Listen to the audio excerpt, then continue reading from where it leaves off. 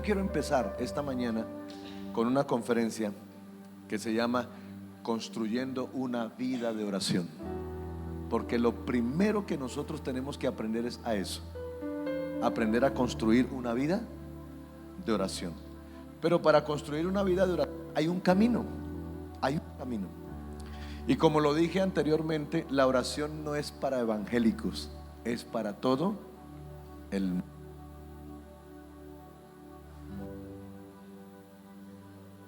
Tenemos que aprender a orar. Anoche recibí en Granada una plataforma. Yo tengo plataformas de mentoreo, 50 personas, 50 líderes que van a ser mentoreados por mí por un año, enseñarles a construir una vida. Y prácticamente ahí empezamos. Y anoche pregunté y le dije: pastor, y aquí observo que no solamente hay cristianos, hay inconversos. Y inconversos casi la mitad. Pero fue muy bonito cuando anoche les dije: bueno, a partir de este momento ustedes no son dueños de su vida, yo soy dueño de su vida. Y como mentor yo les digo qué hacer. Y entonces los cogí a ellos y les dije: mañana 4 en punto de la mañana, todos de pie. Y uno me abrió los ojos. Ahí fue cuando me di cuenta. Él se acercó y: ¿usted nos va a hacer parar a esta hora? Sí, señor. Conmigo no se duerme después de las 4 de la mañana, si quiere cambiar. Y fue muy bonito cuando se colocaron, dijeron al pastor: oiga, esto me gustó, me gusta. Hay una persona que nos va a decir qué es lo que hay que hacer. Hay que cambiar. ¿Sabe cuántos malos hábitos tenemos nosotros? 144. Casi nada, ¿no? Y se necesitan 5 años para cambiar los 144 malos hábitos. Y eso le gustó a ellos. Le gustó a ellos de que haya alguien que le diga: bueno, ¿cómo mejoro mi vida? ¿Cómo la puedo cambiar? ¿Y por dónde cree que se empieza el cambio de una persona? Por su vida espiritual. ¿Ok? Por favor, Lucas capítulo 11. Lucas capítulo 11. Vamos a ver hasta dónde podemos llegar. Hasta dónde podemos llegar, porque lamentablemente es muy poco el tiempo para compartir tanto que Dios nos ha regalado en algunos años. Dice, versículo 1: aconteció que estaba Jesús orando en un lugar, y cuando terminó, uno de sus discípulos le dijo: Señor, enséñanos a orar, como también Juan enseñó a sus discípulos. Y les dijo: cuando oréis, decid: Padre nuestro que estás en los cielos, santificado sea tu nombre, venga tu reino, hágase tu voluntad como en el cielo, así también en la tierra. El pan nuestro de cada día, dánoslo hoy, y perdona nuestros pecados, como también nosotros perdonamos a todos los que nos deben.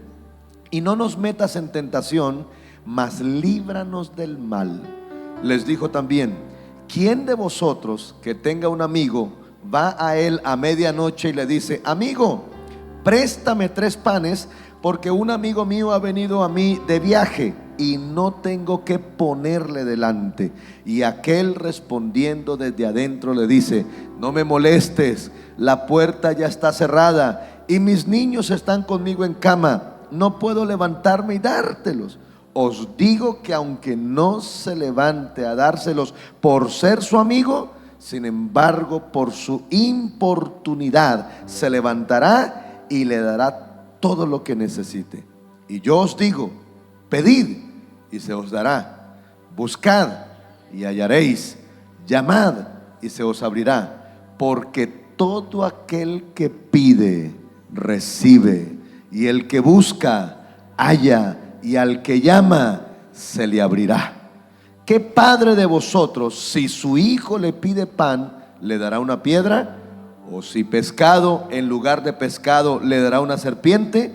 ¿O si le pide un huevo, le dará un escorpión? Pues si vosotros, siendo malos, sabéis dar buenas dádivas a vuestros hijos, cuánto más vuestro Padre Celestial dará el Espíritu Santo a los que se lo pidan. Padre, esta mañana es una mañana muy especial. ¿Y sabes por qué? Porque tú estás aquí. quiero agradecerte por el milagro de la vida.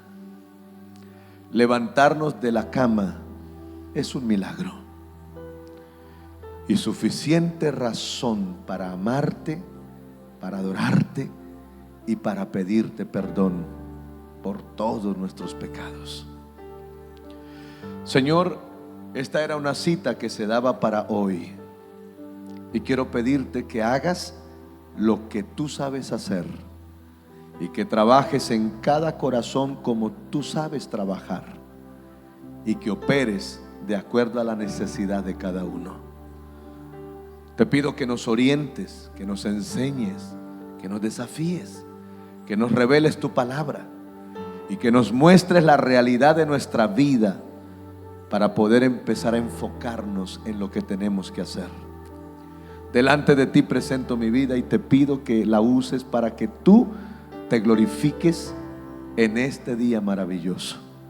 Proclamo que la palabra traerá vida, traerá libertad, traerá enfoque, dirección y traerá muchos desafíos. Bendigo, Señor, a nuestro pastor y a todo su equipo y declaro, Señor, que al terminar este día, cada una de estas preciosas mujeres serán bendecidas de una manera especial. Amado Salvador, sometemos la mente y el corazón a tu verdad y nos entregamos por completo a la palabra, para que a través de ella nuestro espíritu y nuestra alma sean alimentados. En el nombre de Jesús, amén y amén. Construyendo una vida de oración. Esta semana antepasada fue un poco triste porque hubo dos sucesos que me llamaron mucho la atención. Uno de ellos con un líder. Lamentablemente este líder se descuidó y en su descuido terminó cometiendo un error inmoral. Dentro de ese error inmoral se atrevió a enviar fotos desnudo a una joven. Y esas fotos desnudos prácticamente se le convirtieron en un problema, porque luego la joven me llama y me dice: le envío las fotos de fulano de tal. Y cuando yo veo las fotos y lo veo al desnudo, yo digo: Dios mío, ¿en qué cabeza cabe que un hombre de estos haga estas cosas? Me acuerdo tanto que hacía unos meses le había dicho: mira, sentémonos porque yo siento que tu vida no va bien. Hablemos de esto, hablemos de aquello. Siempre tomó la posición de que no, yo estoy bien, porque la gente nunca quiere reconocer que está mal. Y lamentablemente cuando se me quiso parar le dije: mira, te voy a demostrar que estás tan mal que mira lo que hiciste. Y cuando vio las fotos llegó y me dijo: Dios mío, ¿qué pasó? Y eso es lo que te digo, ¿qué pasó? ¿Cómo te atreves a hacer una cosa como esta? ¿Es que acaso no entiendes que eso se puede salir de las manos? Y prácticamente a partir de ese momento bajó su cabeza. Ahora, uno siempre tiene la idea de que solo un hombre comete errores, pero ahora tengo que hablarles de una mujer que lamentablemente no ha logrado comprender que también para una mujer existe una tentación y que de un momento para otro está teniendo crisis con su esposo. Y por lo general, cuando hay crisis en las parejas, las tentaciones son las mismas tanto para un hombre como para una mujer. Lo que ella no sabe, porque es una gran mujer, es una gran ejecutiva, es que es una mujer de casa, es una mujer con problemas con su esposo, pero lo que no sabe es cómo solamente en 8 días, conociendo a una persona, termina en la cama con él. Simplemente me dice: no entiendo cómo llegué hasta allá, si yo no soy así. Y yo le dije: no, y es que te conozco, sé muy bien que no eres así. Pero la pregunta es esta: ¿por qué crees que llegaste a una condición inmoral? Y para ambos, tanto para el hombre como para la mujer, hay una sola palabra, se llama descuido espiritual. Descuido espiritual. En otras palabras, lo que quiero decir es: ningún fracaso vino sin un descuido considerable de oración. Ningún fracaso viene sin un descuido considerable de oración. Perder el hábito de orar es abrir una puerta muy peligrosa al fracaso. Muy peligrosa. Y muchas veces estos fracasos son irreparables, lamentablemente. Así como Lucas escribe este episodio de la vida de Jesús, Mateo también lo escribe. Vamos a mirarlo al final y vamos a darnos cuenta que el mismo pasaje que les leí acá, hay una partecita que Mateo también la escribe en Mateo 7:7. Solo téngalo ahí en mente hasta el final. Pero cuando miramos un poco, empezamos a darnos cuenta de lo siguiente. Es una señal muy clara que Lucas le está escribiendo a una segunda generación de creyentes. Cuando Lucas escribe este pasaje, ya Cristo se ha ido hace 35 años aproximadamente. De 35 a 40 años prácticamente pasó una generación. Así que Lucas no le escribe a la iglesia primitiva, le está escribiendo a la segunda iglesia después de ella. Y parece ser que Lucas se da cuenta que la segunda generación de creyentes ya no oraba como la iglesia primitiva. Ya no eran tan fuertes. Entonces, ¿qué encontró Lucas en la segunda generación? Encontró debilidad espiritual. Porque eso es lo que viene cuando no hay una vida de oración. Cuando no hay una vida de oración, hay debilidad espiritual. ¿Cuál es uno de los problemas que hoy tenemos en la iglesia? Uno, que la mayoría de la iglesia no ora. Y dos, que la minoría no sabe hacerlo. Una gran mayoría no ora y la minoría no sabe cómo orar. Porque ¿cuál es el problema de la oración? El problema de la oración no es orar, es convertir la oración en una relación. Esa es la tarea. Porque si usted no convierte la oración en una relación, terminará rezando.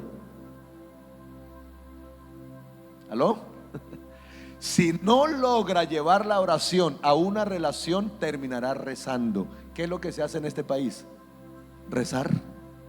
Y discúlpeme, no solo los católicos rezan, los evangélicos también. ¿Por qué? Porque la oración es un canal por el cual yo tengo que empezar a construir una relación con una persona. Las personas que rezan no le hablan a alguien, le hablan a algo.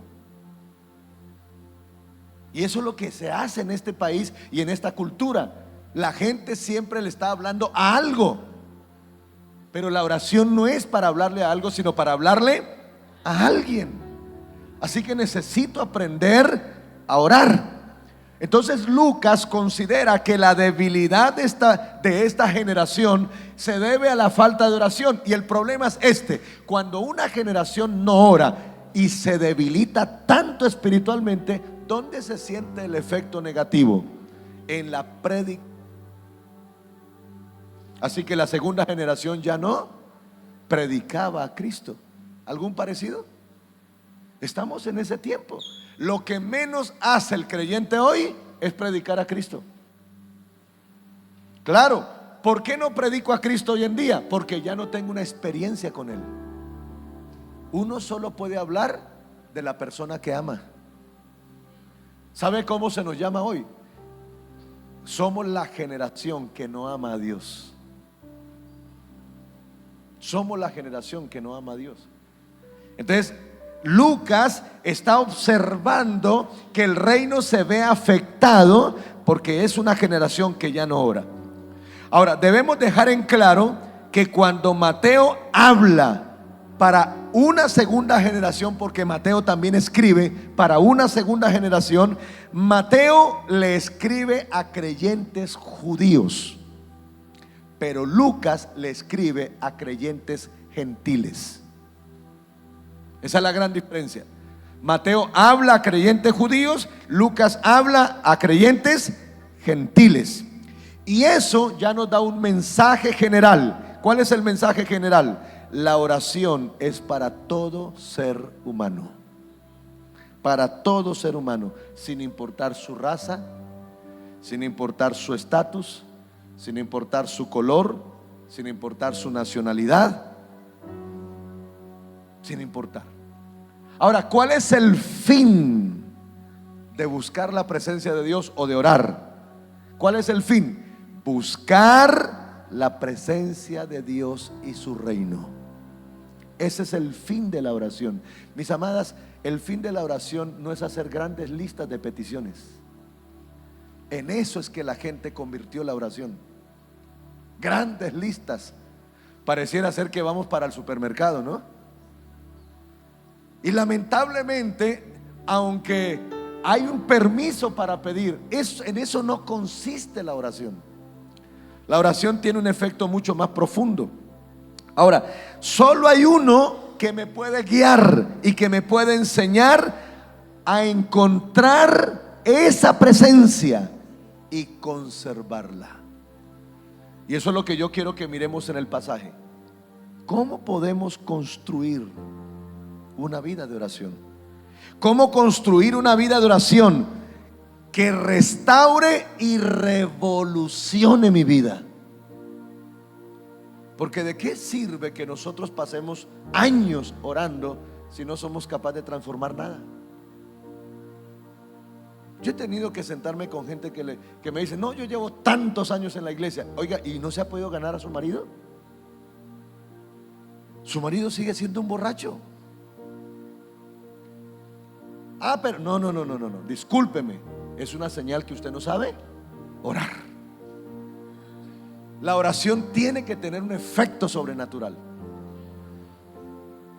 Y yo encuentro por donde quiera que voy gente que dice: llevo tantos años orando, pero no pasa nada. No pasa nada. ¿Cómo construir una vida de oración restauradora y a la vez revolucionaria? Vamos a mirar esos pasos. En primer lugar, veamos la forma de orar.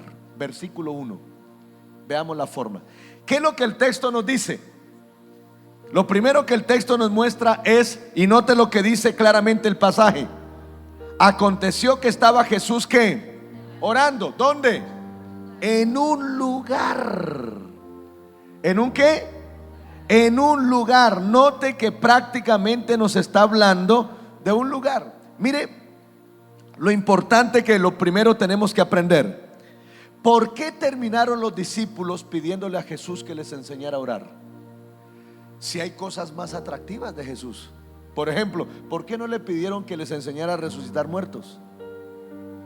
¿Por qué pidieron: enséñanos a orar? Porque lo que vieron los discípulos es que lo que más hacía Cristo era orar. Los expertos dicen que Cristo oraba 5 horas diarias.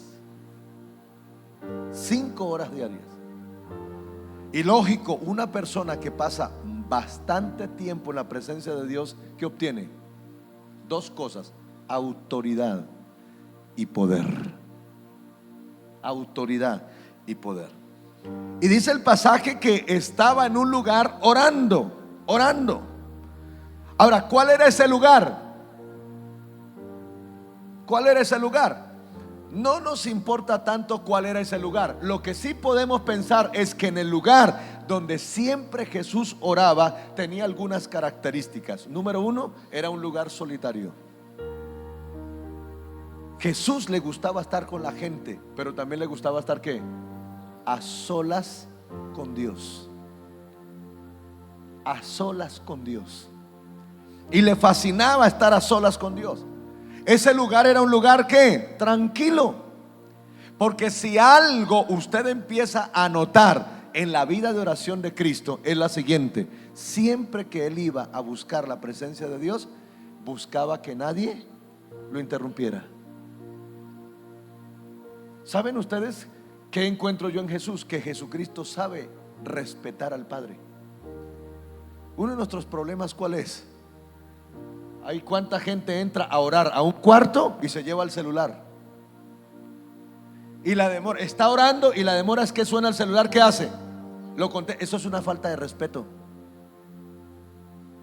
¿Cómo me atrevo yo a interrumpir una conversación que tengo con el ser más especial por atender a otro?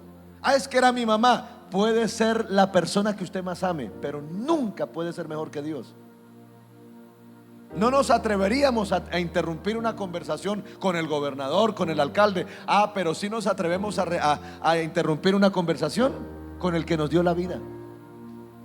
Uno de los problemas que nosotros tenemos es eso. No sabemos tener protocolos de atención a nuestro Dios. Y Jesús lo tenía, por eso se iba a esos lugares. Se iba a esos lugares, ¿para qué? Para no ser interrumpido, quería hablar con Dios. Si usted lee el texto, note que solo pudieron interrumpir a Cristo o decirle enséñanos a orar solo hasta cuando Él terminó. Por eso es que usted encuentra fácilmente que dice que Jesús iba con los discípulos, pero luego le decía quédense aquí mientras voy y vuelvo.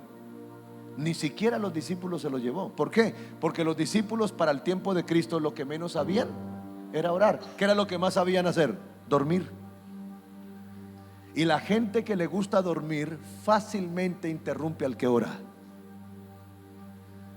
Entonces los aparta, porque él no está dispuesto a dejarse interrumpir. Para Jesús lo más importante es la relación con su Padre. Ahora la pregunta es, a ese lugar, ¿a qué horas iba a orar? Ojo, horas nocturnas, o a altas horas de la noche o en la madrugada. ¿Por qué? Porque son las horas en que nadie me va a interrumpir. Así que aprender a construir una vida de oración me tiene que enseñar que debo cambiar la forma de orar. La forma de orar. Y si vamos a cambiar la forma de orar, hay dos cosas mínimo que usted tiene que pensar. Uno, necesito un lugar donde atender a Dios. Nuestro gobernador, para la gloria de Dios, ha aprendido tanto esto que un día llegó y me dijo: yo tengo un despacho para atender a la gente, pero no tengo un lugar para atender a Dios. ¿Y sabe qué hizo el gobernador? En el mismo despacho al lado construyó un cuarto de oración. Es un cuarto muy bonito, lo mandó a edificar. De hecho, ha aprendido a amar tanto ese cuarto. Le colocamos los nombres de Dios, le colocamos la Biblia, diferentes utensilios que le permitan a él inspirarse. Pero una de las cosas que me gustó es, ¿sabe qué pienso hacer, pastor? No voy a dejar que nadie me le haga aseo al cuarto de oración. Él mismo fue, compró la escoba, el trapero, compró todo. Y le dijo a su secretaria: nadie me entra al cuarto de oración. Y ahí pasamos tiempos a solas con Dios. Ahí pasamos todas las mañanas. Después de que hacemos el devocional los dos, donde yo esté en el mundo, en la parte del mundo donde esté, hacemos el devocional. Pero cuando llega a su despacho, antes de atender a la gente, él atiende a Dios. Y yo digo, si un hombre como estos fue capaz de establecer un lugar para atender a Dios, ¿qué excusa tenemos nosotros? ¿Qué excusa? Ayer estaba en reunión con la alcaldesa de Cubarral y le estaba haciendo la misma propuesta. Y a las personas les hago las propuestas. ¿Por qué no ubica un lugar dentro de su casa para que atienda a Dios? Ahora, no vaya a caer en el vacío de creer que Dios va a estar solo ahí. Dios lo llena todo. Pero ¿por qué razón quiero tener un lugar? Porque vale la pena que yo le dé un sentido de pertenencia a esa relación. Si yo logro establecer un lugar, estoy entendiendo ese lugar es para que yo me encuentre con Él. Porque si queremos construir una vida de oración, vamos a tener que cambiar la forma. Vamos a tener que cambiar la forma. Y lo segundo que usted debe tener en cuenta es las horas. Yo puedo buscar a Dios en todo el día, pero si yo quiero construir una vida de oración, voy a tener que buscar horarios donde nadie me interrumpa. ¿Y cuáles son esos horarios? En la noche o en la madrugada. De hecho, si usted me pregunta cuál es el mejor tiempo para empezar a construir una vida de oración, las madrugadas. De hecho, es bíblico. De madrugada te buscaré. De madrugada te buscaré. El salmista David habla claramente. No es que no ore en el día. Lo que pasa es que uno tiene que aprender a construir primero un devocional para Dios. Y los devocionales se deben construir a primeras horas del día. ¿Y qué es lo que tengo que hacer? Lograr llevar ese devocional a una devoción diaria. O sea, lo que empecé diciéndole a Dios en un cuarto, se lo tengo que repetir todo el día. Eso es construir. Es construir. Y eso no se construye de la noche a la mañana. Una relación requiere tiempo. Por eso la mejor manera de aprender a evaluar mi vida espiritual es la relación que se tiene en familia. Usted la presencia de Dios la descubre en la oración. Usted el poder de Dios lo descubre en el altar. Pero el amor de Dios lo descubre en las relaciones de familia. Es el mejor reflejo. Entonces el punto es poder encontrar ese momento para orar. La mayoría de mis grandes experiencias con Dios fueron de noche, fueron a la madrugada. Jesús estuvo en mi cuarto hace 15 años, 5 horas. Si usted me pregunta ¿cómo logró que Jesús lo visitara 5 horas? Fue pasando tiempos a solas con Dios. Fue un espectáculo muy impresionante que nunca se me ha olvidado. ¿Usted sabe lo que es ver a Cristo entrar por su cuarto? Y sentarse en una mecedora y oír una voz que diga: siéntate y escúchame. 5 horas duramos hace 15 años. Mi vida cambió a partir de allí. Mi vida nunca jamás fue a volver a ser la misma. Estuve en el cielo 5 minutos hace 25 años. Todo el Apocalipsis me fue enseñado allá. Cada vez que tengo un encuentro sobrenatural, siempre se me enseña un libro. Siempre. Por eso para mí es tan importante enseñar sobre la oración. Soy un hombre apasionado de la oración, apasionado del Espíritu Santo, porque para mí no son mitos, ni siquiera son historias, son realidades. Son realidades. Y cada una de estas realidades me ha enseñado que Jesucristo, que Dios, no es una idea, es una persona que me ama, que quiere estar conmigo, que más que todo quiere decir pasemos tiempo los dos. Entonces es ahí donde tenemos que entrar y decir: bueno, yo quiero llegar a un nivel de esos. ¿Quieres llegar a un nivel de esos? Cambia tu forma de orar. Cambia tu forma de orar.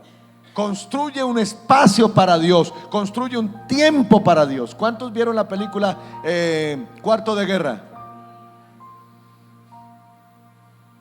Constrúyelo, porque hay mucha vida ahí. Si queremos crear una cultura disciplinada de oración y buscar el deseo de seguir orando, debemos buscar un lugar y un tiempo donde no haya interrupciones para atender a la persona más importante de la vida. ¿Quién es? Dios. Amén. Dios. ¿Cuál era la costumbre de Cristo? ¿Sabe qué dice la Biblia? Que la costumbre de Cristo era salir a orar. ¿Y cuál es nuestra costumbre? No hacerlo. Nuestra costumbre es no hacerlo.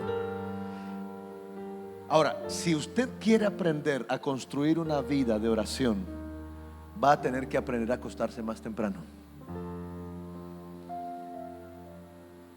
Anoche se alarmaron las personas que empecé a mentorear porque les enseñé qué produce el trasnocharse. Esa es una mala maña que tiene la gente: acostarse tarde. Y científicamente se ha descubierto que acostarse tarde produce dos problemas. Uno, envejece muy rápido. Y dos, se sube de peso muy fácil. La gente que se acuesta tarde se sube de peso con facilidad, pero se envejece más rápido. Entonces, ¿qué hay que aprender a hacer? Acostarnos temprano. Porque el que no se acuesta temprano se levanta tarde. Se levanta tarde. Dígale que está a su lado, a dormir temprano. A dormir temprano. Ahorita el gobierno, la Secretaría de Educación me pidió el favor que guiara a 400 jóvenes a su examen del ICFES. Como trabajo como asesor en educación, entonces me preguntaron: pastor, ¿qué podemos hacer para ayudarle a los muchachos en su examen del ICFES? Y le dije: mire, el único problema del examen del ICFES es la ansiedad de los jóvenes, no más. Es un problema emocional, porque el examen del ICFES es lo más fácil que existe. El problema es que los jóvenes llegan con mucho problema emocional. Pastor, ¿qué podemos hacer? Ok, los voy a dirigir por una semana. Número 1, orden. ¿Cuántos son? Son 400. Ok, tarea número 1, la última semana, a dormir temprano. Suspéndale todo azúcar, suspéndanle harinas y los ponemos a tomar agua. Y los dirigimos. Empezamos a dirigir todo su proceso. Algunos padres me dijeron: pastor, ¿usted nos quiere hacer un acompañamiento más cercano? Les acompañé a sus hijos más cercanos. Le expliqué a los muchachos por qué no deben comer en la última semana grasa, por qué no deben comer azúcar, por qué no deben. Y empezamos a bajar los niveles de ansiedad. El último día, una profesora me llamó y me dijo: tengo todo el grupo de 11 listo, ¿puedo llevarlos a la reunión para que oren? Claro. Y les trabajamos una palabra muy bonita. Todos terminaron quebrantados. Fueron y se presentaron al examen del IFES, y cuando salieron les fue súper bien. Súper bien. Dígame, ¿cómo le fue? Excelente, entendí todo, lo comprendí. Pues todavía no se saben cuáles son las notas, pero al menos dicen: entendí lo que decía el examen del IFES. Entonces el rector me dice: óyeme, ¿y por qué razón esta vez entraron de esa manera? Porque cuando tú dejas de intoxicar el cuerpo, tu cerebro actúa diferente. Lo que no deja funcionar el cerebro es que nuestro organismo está intoxicado. ¿Y qué es lo que sucede cuando una persona se acerca hacia un desafío? Come más y duerme menos, ¿o no? A medida que usted se acerca al día del desafío, la ansiedad lo hace comer y le quita el sueño. Y en esos días, y entonces me dice el rector: bueno, ¿y qué podemos empezar para el otro año? Abramos escuela de padres y cambiemos la cultura de vida. Cambiemos la cultura de vida. Porque el problema nuestro es que no tenemos cultura espiritual. No la tenemos. Si no cambiamos las formas, perdemos la esencia. Si no cambiamos las formas, perdemos la esencia. Y una buena forma es: aprenda a levantarse temprano. Pero si se va a levantar temprano, acuéstese temprano. Ahora, ¿por qué es tan importante acostarse temprano? Porque usted necesita cuidar su sistema inmunológico. Y el sistema inmunológico, ¿para qué sirve el sistema inmunológico? Para producir ¿qué? Defensas. ¿Y qué es lo que más necesita nuestro cuerpo? Defensas. Si tuviéramos muchas defensas, el cáncer no estaría matando tanta gente. Ahora la pregunta es: ¿por qué nuestro cuerpo no tiene buenas defensas? Porque nos acostamos tarde, porque nos acostamos llenos y porque nos acostamos con la tía. ¿Qué es la tía? La tristeza, la ira y la amargura. Científicamente se dice que la tía, las 3 emociones que le acabo de nombrar, fueron las que trajeron el cáncer a nuestra vida. Tristeza, ira y amargura. Casi nada, ¿no? La tristeza desarrolla el cáncer en los huesos. La ira desarrolla el cáncer en la cabeza. Y la amargura desarrolla el cáncer en el estómago y en los órganos. ¿Por qué necesito acostarme temprano? Porque el sistema inmunológico produce bastantes células, bastantes defensas entre las 10 de la noche y las 4 de la mañana. Así que lo que me está diciendo el sistema inmunológico a las 10 de la noche, cuando ya tengo bastante sueño, ¿qué le está diciendo? Acuéstese, déjeme trabajar. Déjeme trabajar. La gente no se acuesta: no, es que tengo que hacer. lo que usted hace entre las 10 y las 12 o 1 de la mañana nunca tendrá la misma producción de lo que usted logra entre las 4 y las 6 de la mañana. Se dice que usted alcanza solo un 20%, mientras que las mismas 2 horas de las 4 a las 6 abarca un 80%. Entonces deje de quemarse. Si no lo va a lograr, es que estoy estudiando. Usted puede decir que está estudiando, pero no es cierto. Se está forzando.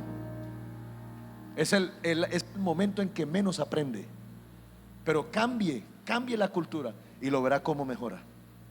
Cambie la cultura. ¿Aló? Entonces, ¿qué es lo primero que vamos a cambiar? La forma. La forma. Vamos a buscar un lugar, vamos a buscar un tiempo, nos vamos a acostar temprano y levantaremos y construiremos una vida de oración. Número 2, ¿qué es lo segundo que tengo que mirar? La prioridad. La prioridad. Usted tiene, si va a construir una vida de oración con Dios, mire cuál es la prioridad de la oración. Versículo 2 al 4. Y en el versículo 2 al 4 observe que es mirando a su maestro que ellos sienten. ¿Qué sienten? La curiosidad y el deseo de orar. Pero ponen al descubierto su ignorancia. Como no saben orar, ¿qué le piden al Señor? Enséñanos a orar. Y desde luego, Cristo respondiéndoles les da un mapa. Escúcheme, el Padre Nuestro no es un rezo, no es una oración, es un mapa. El Padre Nuestro es un mapa por donde yo debo guiarme a la manera correcta de orar. Es un mapa que me permite saber cómo debo hacerlo. Pero ¿qué hace el Señor en ese mapa? Me demarca la prioridad de la oración. En otra manera, me da una forma ordenada de cómo orar. Pero la pregunta es esta: si vamos a aprender a construir una vida de oración y vamos a hacer que la oración se convierta en una relación, ¿qué es lo primero que Jesús le dice a los discípulos que es importante? ¿Cómo empieza la oración? Padre. La primera palabra importante allí se llama Padre. Si está hablando de Padre, ¿qué es lo que quiere Jesús que entiendan los discípulos? Que la oración va dirigida a alguien. La oración va dirigida a alguien. ¿Y ese alguien quién es? El Padre. El Padre. El Padre que está en majestad y debe ser adorado en primer lugar, como un reconocimiento a lo que Él es y a lo que Él hace. Quiere decir que cuando usted levante ese lugar y ese tiempo, tiene que entender que cuando va a hablar con la persona más especial, papá. Si vamos a construir una vida de oración, debemos dejar de tratar a Dios como un desconocido. Porque la mayoría cuando ora, pareciera ser que le orara a una imagen, que le orara a algo abstracto. El hecho de que no lo vea no significa que no está ahí. De hecho, para eso es mi fe, para creer que aunque mis ojos no lo ven, mi corazón lo siente. Tengo que tener la plena seguridad de que Él está ahí. Y si Él está ahí, simplemente debo aprender a hablar con Él. Pero ¿cuál es uno de los problemas que nosotros tenemos?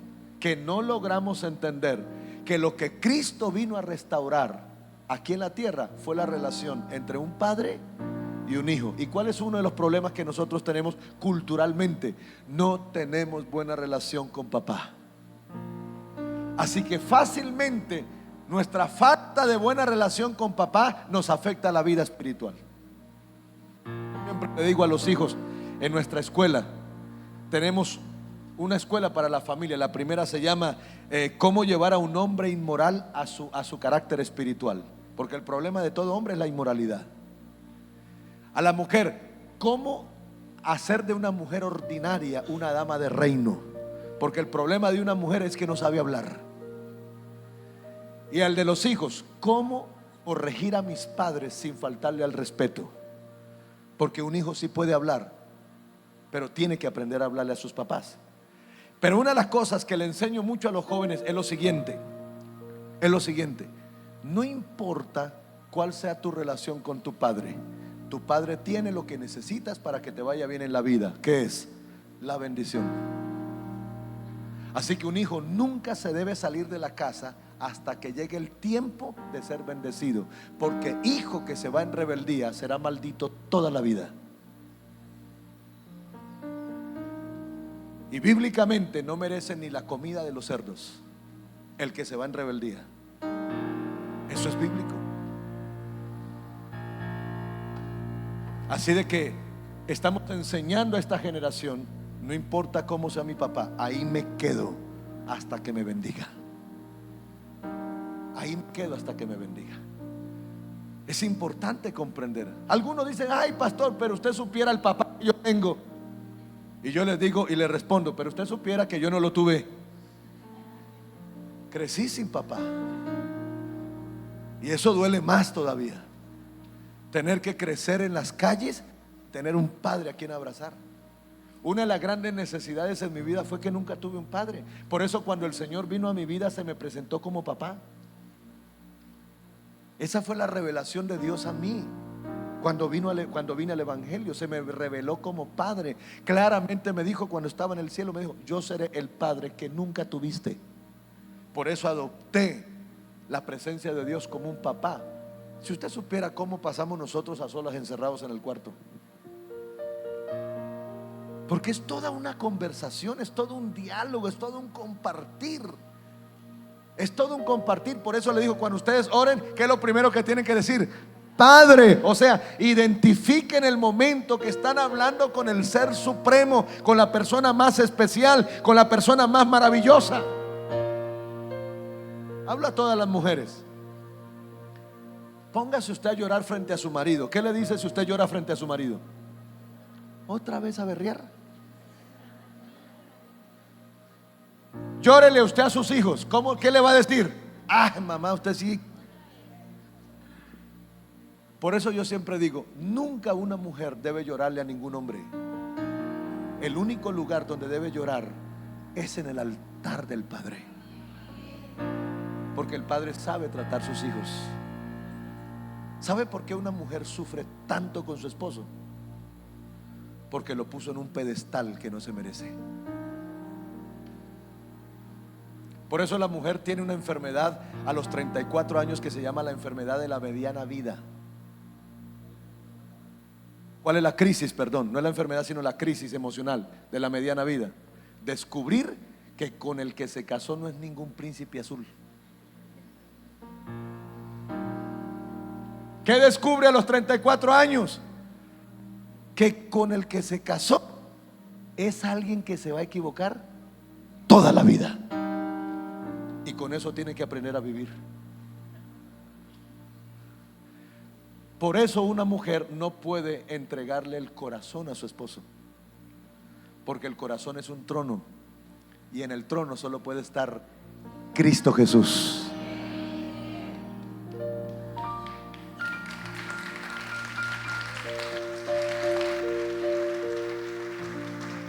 Lo primero que yo le enseñé a mi esposa fue a no mendigar mi amor. Yo soy el que formé a mi esposa con dignidad. Y le dije: amor, un hombre no necesita una mujer llorona a su lado. Cuando una mujer llora, se queja, eso le produce más rabia a un hombre. Un hombre necesita una mujer firme. Después, cuando lo aprendió, sí que sufrió yo. ¿Quién lo manda a enseñarle? Pero mi esposa no sufre por eso. Aprendió a hablar tan bonito que cuando me veía así como decía: tienes dos alternativas: uno, que arreglemos el asunto, o dos, esperar a que te calmes. Pero mi esposa no aprendió a mendigar mi amor. Ella solo le mendiga, y ya sabe que no necesita mendigar. Esa es la presencia de Dios. Ella sabe muy bien eso. Eso es lo que necesita toda mujer. La mujer no es sino mendiga toda hora. Mendiga. ¿Y sabe por qué a veces mendiga amor? Porque no ha descubierto el amor de su papá, el amor de su papá, el amor de su padre. El problema de una mujer es que a toda hora, ay, es que yo sin él no puedo vivir. Eso es una falsedad. ¿Quién le dijo eso? ¿Quién dijo que una mujer no puede vivir sin un hombre? Ay, es que mis hijos son toda mi existencia. Por eso la hacen sufrir. Por eso la hacen sufrir. Porque coloca el amor donde no es. No, el amor es para papá. A él es que hay que entregarle todo. Todo. Todo, porque el amor nace allí. Por eso es que es tan importante entender que tanto la oración, el amor como el perdón no son emociones, no son sentimientos, que son decisiones. Así que el amor no está conectado al corazón, está conectado a la voluntad. Usted no puede decir, es que ya no siento amar. Eso es mentiras. Usted tiene que decir, dejé de amar. Porque el amor es una decisión. Por eso es mentiras que los matrimonios nacen por amor. Eso es falso. Ninguna pareja llega al altar por amor. Las parejas llegan al altar por enamoramiento. Pero el enamoramiento científicamente dice que dura solo 2 años después del matrimonio y se muere.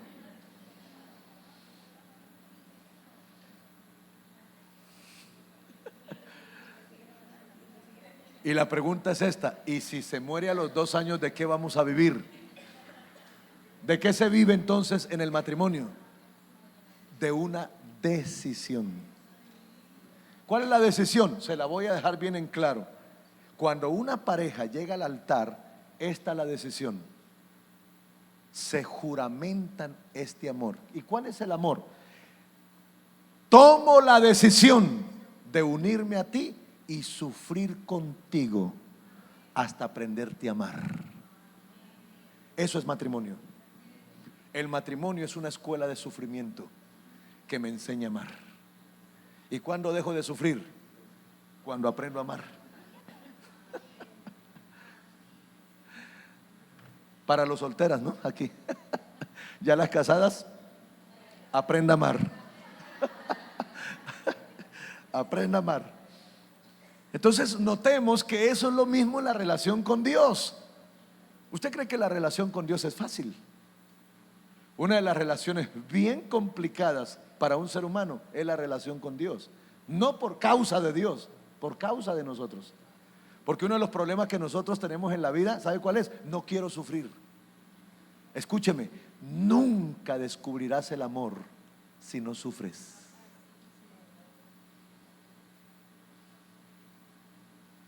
¿Sabe por qué una mamá ama tanto a sus hijos? Porque la hacen sufrir toda la vida.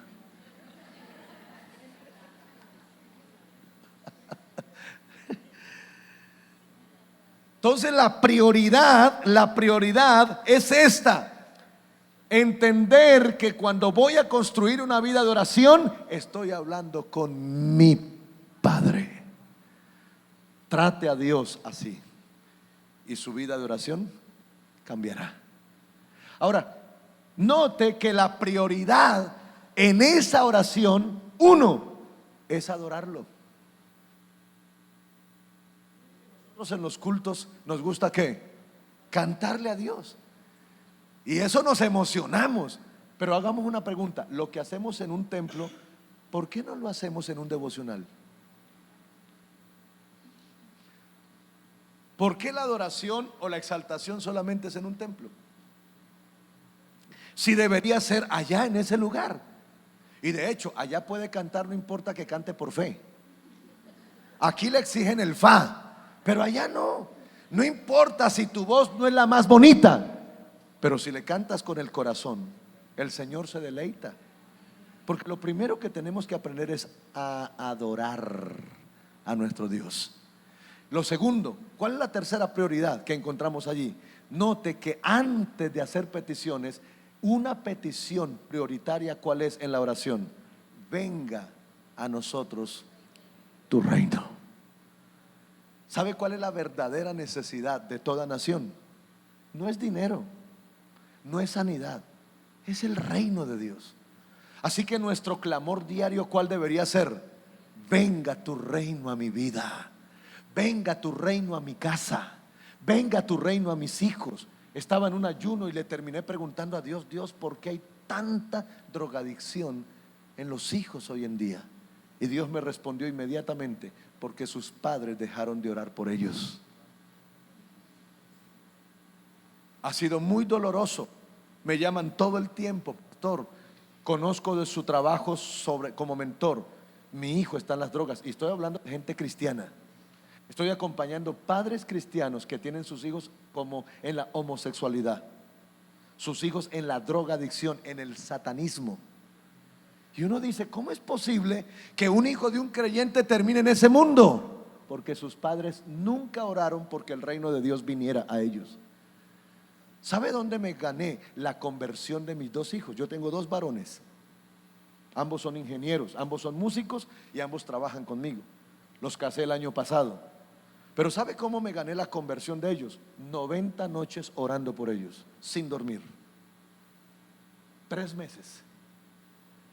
Cuando ellos manifestaron rebeldía, mis hijos solo tuvieron rebeldía 6 meses, no más.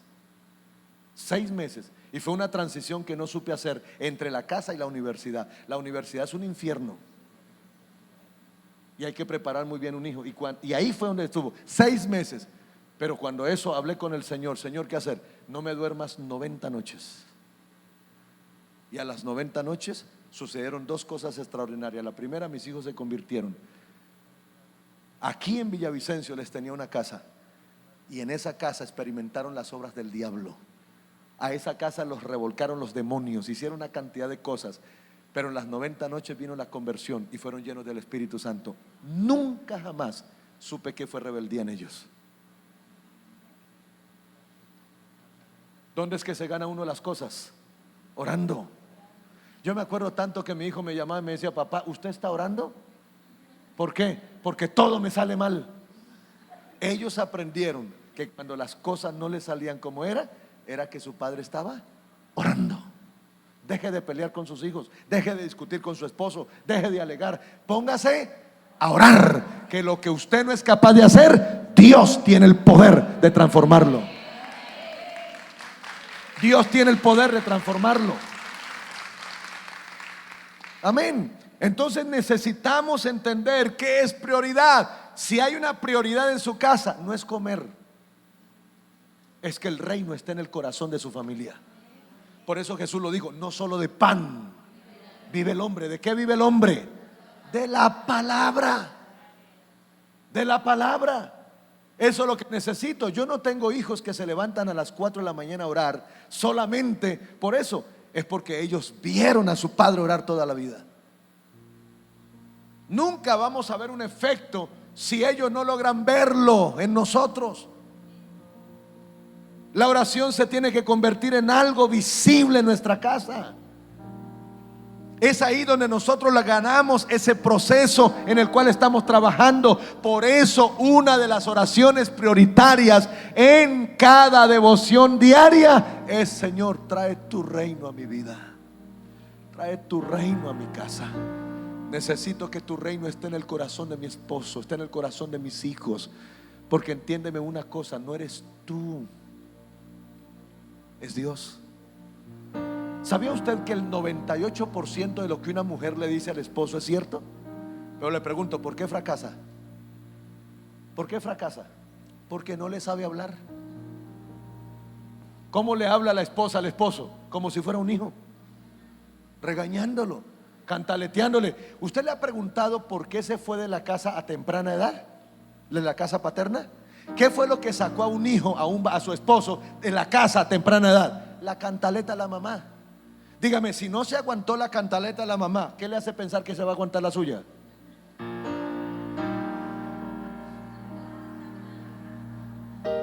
Cuando usted le hable, háblele como mujer que espiritual, no emocional. Deje la cantaleta. La cantaleta no cambia, la cantaleta cansa. Además, mire, usted como mujer tiene que aprender lo siguiente: Dios es experto, es un sabio. ¿Sabe con qué compara Dios al hombre? Con el mulo. O sea, para Dios, ¿qué es un hombre? es una mula. ¿Sabe qué significa eso? El hombre es necio por naturaleza, es testarudo. Así que una mula no la hacen caminar a las malas. Agarre a palo una mula y ¿sabe qué hace la mula? Se echa. ¿Sabe qué significa eso? A las malas, olvídese. ¿Cómo hacen caminar una mula? Acariciándole las orejas. Si alguien quiere hacer caminar una mula, le acaricia las orejas. La mula levanta las orejas y eso es lo que está diciendo. Así sí. Ahí tiene, ¿no? Acaríciale las orejas. O sea, en otras palabras, de la única manera que usted hará caminar a su esposo es a las buenas. Por eso la mujer sabia edifica su casa. Y parte de la sabiduría es esta: háblele a su esposo como esposo, no como hijo.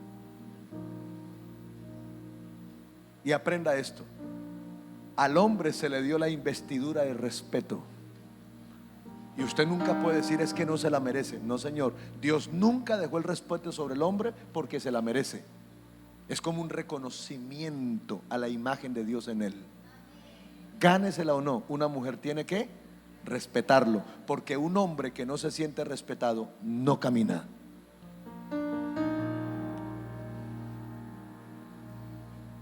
No camina. Si algo tengo que admirarle a mi esposa, es su respeto. Y todo el tiempo la oigo decirle a mis hijos: a su papá se respeta en esta casa. En esta cultura, lo que no deja caminar a un hombre es tanto irrespeto de parte de la familia. Y tenemos que cambiar. Tenemos que cambiar. De ahí por eso la necesidad del reino, el reino, el reino, el reino, el reino. Hay que pedir el reino en la iglesia. Hay que pedir el reino. Oh, mis amados, usted si se imaginara en esto, si el reino estuviera en cada lugar, ¿qué pasaría? Las cosas cambiarían. Porque cuando hablamos del reino, ¿de quién estamos hablando? De Cristo Jesús. De Cristo Jesús.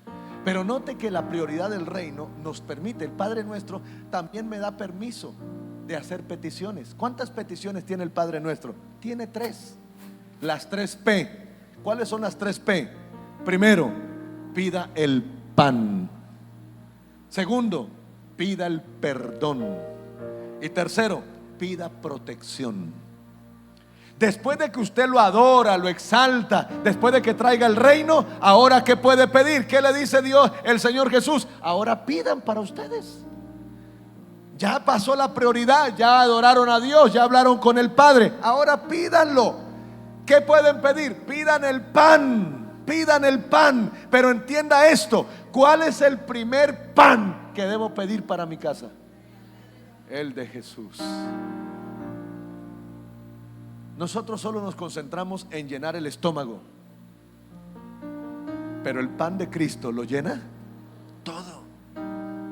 Pedir el pan. Pidamos el pan. Pero también debemos pedir ¿qué? Perdón.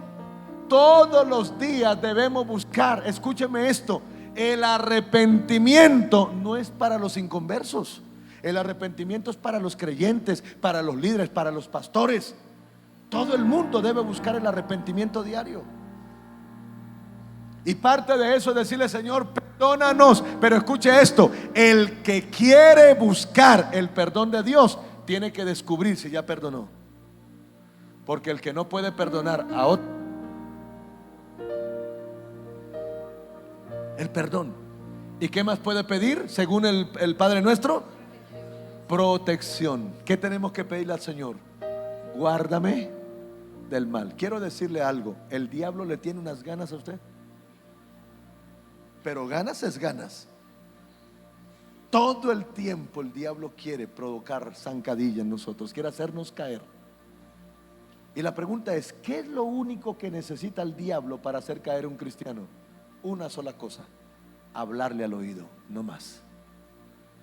Cuando usted encuentra una niña que le va bien en todo, que es educada, que le va bien en las materias, ocupa el primer puesto, es inteligente, es temerosa, es muy hacendosa, trabaja con sus padres, y de repente, de un momento para otro cambia, ahora se volvió rebelde, ahora le va mal, ahora ya no ocupa el primer puesto, ocupa el último y todo. Y usted dice, pero ese cambio, la única pregunta que tiene que hacerle a esa niña es esta: ¿quién le está hablando al oído?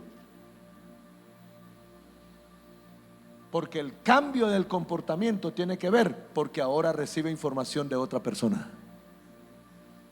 ¿Cómo hizo caer Satanás a Eva? Hablándole. Así que lo primero que usted tiene que cuidar es el oído. Cuando nosotros hacemos nuestras escuelas, una de las escuelas se llama Despertando el Espíritu. ¿Y sabe qué se hace ahí? Se despierta, se entrena el oído. El sentido más importante de un cristiano es el oído. ¿Y sabe qué es lo que mantiene entrenado el oído? La oración. La oración. ¿Qué? Porque ¿qué es orar? ¿Qué es orar? Esa es la pobreza nuestra. En el mundo occidental, ¿sabe qué es orar? Hablar con Dios. En el mundo oriental, no solamente es hablar con Dios, es escuchar a Dios. Y usted no necesita mucho tiempo para hablarle a Dios. Usted necesita tiempo para escucharlo. ¿Por qué? Porque para aprender a escuchar a Dios tiene que aprender a quedarse quieto y en silencio. ¿Y qué problema para hacer quedar quieto a un colombiano? Usted quiere saber si tiene mucha ansiedad. Párese en un lugar, quédese quieto y no diga nada. Y le garantizo que antes de 5 minutos ya está desesperado. Cuando Dios empezó a entrenarme en oración de alto nivel, yo pensaba que oración de alto nivel era levantarse a guerrear, a pelear, y Dios me dijo: la primera noche, hace muchos años, te voy a enseñar la oración más poderosa que existe. Señor, ¿qué tengo que hacer? Arrodíllate en la cama, quédate en silencio y espera en mí. Me dejó toda la noche arrodillado y no me dijo nada. Y yo le daba para un lado, le daba: Señor, ¿qué me vas a decir? A la mañana fue que me dijo: aprende esto, controla tu ansiedad.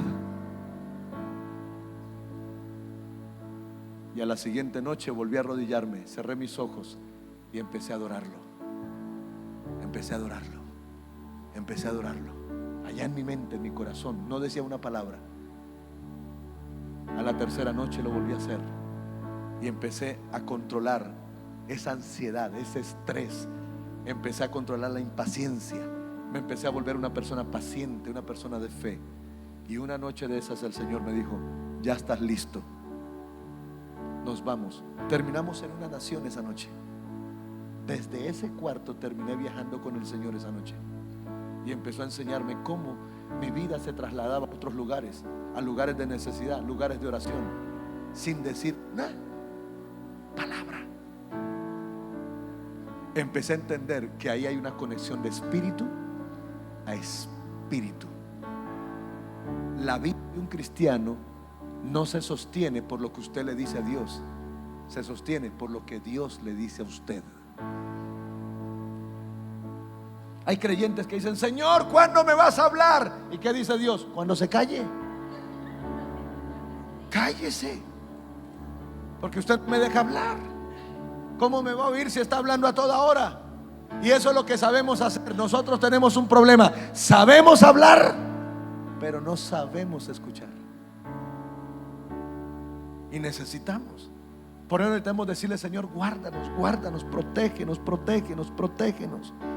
Ahora note que el Padre Nuestro no está en un lenguaje singular, está en un lenguaje plural. Cuando usted haga peticiones, no haga peticiones para usted, haga peticiones para todos. Porque el que solo ora por sí tiene problemas de egocentrismo. La oración lo que quiere hacer es curarme del egocentrismo. Cuando usted pida el pan, pídalo para todos. Cuando usted pida perdón para todos. Cuando usted pida protección para todos. Porque ahí involucramos todo nuestro ser con los demás. Con los demás. Es importante entender entonces que después de que cambio la forma de orar, ahora empiezo a mirar cuál es la prioridad al orar.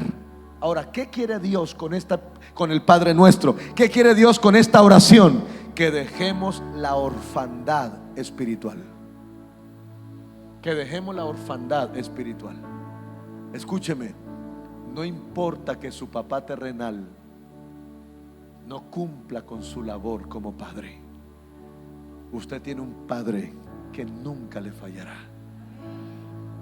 Tenemos que aprender a conocer a ese padre.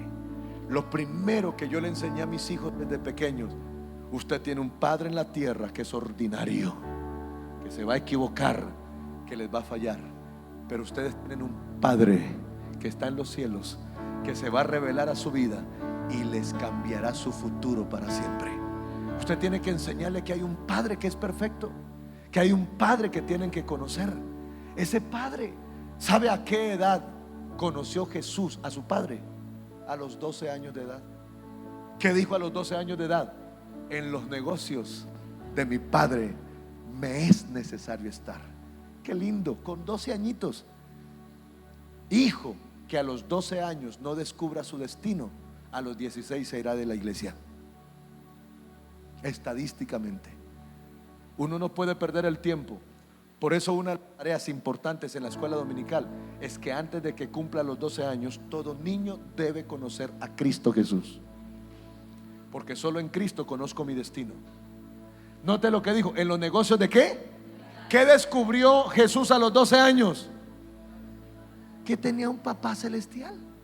Así que descubrió su identidad. Pero ¿qué descubrió también? Su destino. Porque dijo: en los negocios. 12 añitos, ¿y qué palabra está usando? Negocios. Por eso la persona más importante en un hijo a los 12 años no es la mamá, es el papá.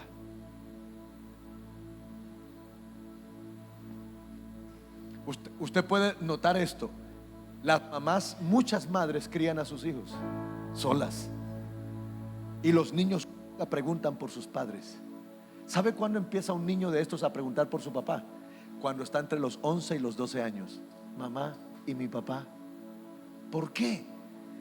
Porque esa es la etapa de transición de la importancia de un hijo. ¿Por qué? Porque una mamá forma el corazón de un hijo. Para que un hijo sea tierno, noble, humilde, eso lo enseña la mamá. Pero ¿por qué es tan importante el papá en la adolescencia? Porque él es el que genera el destino, es el que abre el camino al futuro. Y por eso es que hay tanta oscuridad en el adolescente, porque el papá no entiende que la herencia de un hijo es la mentalidad de su padre. La mentalidad. Yo soy el que le enseño los 7 principios de la vida a un hijo. Yo soy el que le enseño cómo se trata las mujeres. Cuando mis hijos tuvieron su noviazgo, que ellos no tuvieron noviazgo sino hasta terminando la carrera, mi hijo me decía todo el tiempo: papá, usted es el único que es así, todo estricto. Imagínese yo con todos los años que ya tengo en universidad, usted no me deja tener novia. ¿Cómo los demás sí? Y yo le decía: ¿por qué? Porque los papás no oran por sus hijos. Yo oro por ti todo el tiempo, y por ser un hombre que oro por ti, conozco tu futuro, sé quién eres, por eso te protejo. Hoy, cuando ya está casado, yo me quedo mirándolo y le digo: Wilmar, levántame la mirada. ¿Valió la pena cuidarte? Sí, papá. Mírame, ¿valió la pena ser estricto? Dios le regaló una niña impresionante. Esas niñas llegaron a la vida de mis hijos.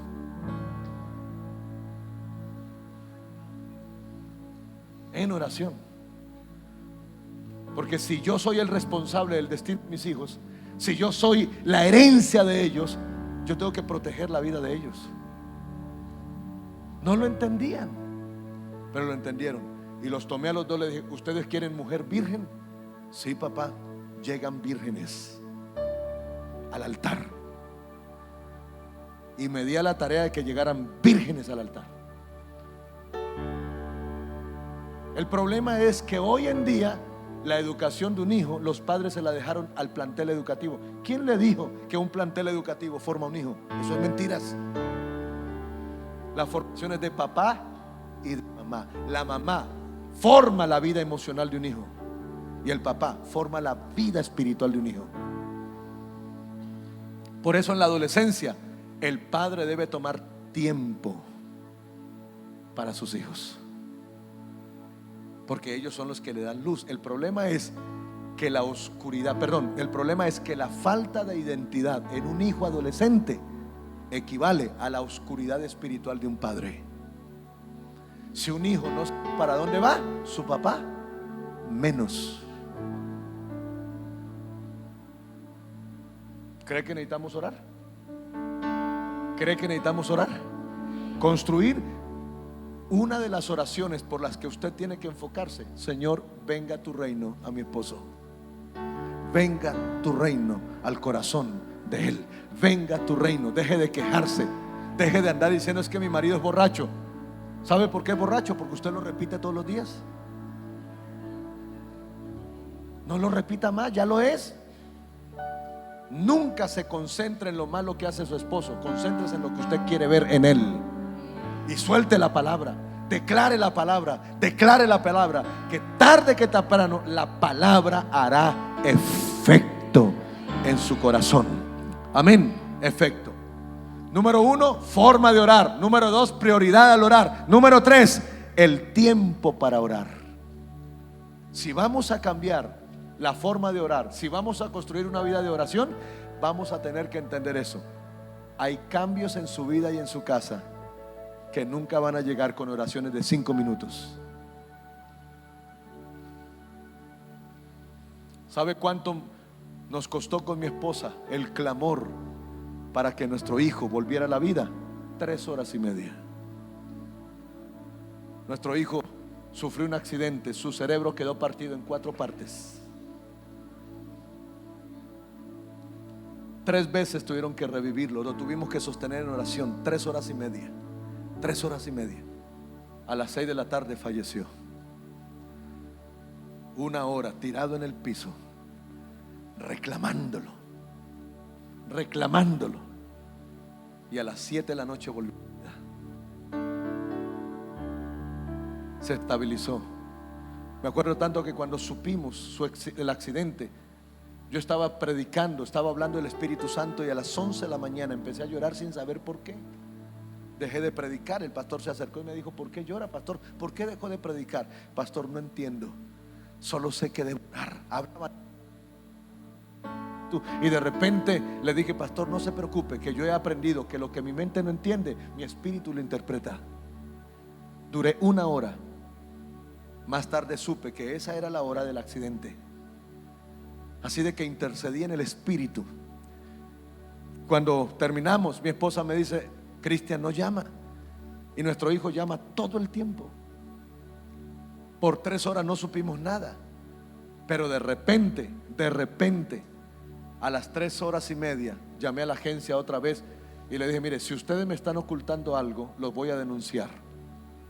Díganme la verdad, ¿pasó algo? Porque por lógica ya tuvo que haber llegado a la casa. Entonces me contaron: sí, señor, hubo un accidente, hay un muerto, hay otro que prácticamente ya está muerto y hay 11 heridos. Y entonces cuando fuimos a mirar, preciso, el que estaba agonizando era nuestro hijo. Y cuando lo tienen que traer, porque él viajó de aquí, él estudiaba aquí, se iba hasta Aguazul, y tuvieron que traerlo hasta aquí de nuevo. Pero cuando lo fueron a traer, la ambulancia que iba a recogerlo se estrelló contra una tractomula. Así que él duró 1 hora más en un potrero. Y cuando lo recogieron, lo llevaron, fue hacia el Casanare, lo llevaron a un lugar, Barranca de Upía, y ahí, en vez de entubarlo a los pulmones, lo que hicieron fue al estómago. Así que nuestro hijo llegó sin oxígeno en el cerebro. O sea, todas las cosas mostraban un ataque del diablo. Cuando yo me fui a parar, cuando supimos eso, eran las 4:15 de la tarde, me fui a parar para irme, oí la voz de Dios que me dijo: tú tírate al piso y ora. Y me tiré y empecé a clamar. Al momentico llaman a mi esposa para decir: su hijo prácticamente falleció, vénganse ya. Y me voy a parar y oigo la voz de Dios que me dice: y no te pares de ahí. Y empecé a orar. Cogí a mi esposa en las manos y le dije: mira, no vamos a hacer lo mismo que hizo Adán y Eva, porque por eso fue que se maldijeron la tierra, se dividieron. No somos médicos para andar detrás de nuestro hijo, pero somos intercesores. Atiende las llamadas, yo voy a orar. Duré desde las 4:15 hasta las 7 de la noche. Y a las 7 de la noche, cuando mi hijo vuelve a la vida, me paro, porque el Espíritu Santo me dice: ya te puedes ir. Alisto el carro, me subo al carro y reprendo el carro y oigo una voz que me dice: gracias. Cuando yo escucho la voz gracias, apago el carro, cierro mis ojos y le digo: Dios, ¿tú me estás dando gracias a mí? Se supone que soy yo el que te tengo que dar gracias a ti. Y Dios me dice lo siguiente: gracias, hijo mío, por guardar tu identidad en tiempos de crisis. Ahí entendí que en un tiempo de crisis uno no se puede desubicar emocionalmente.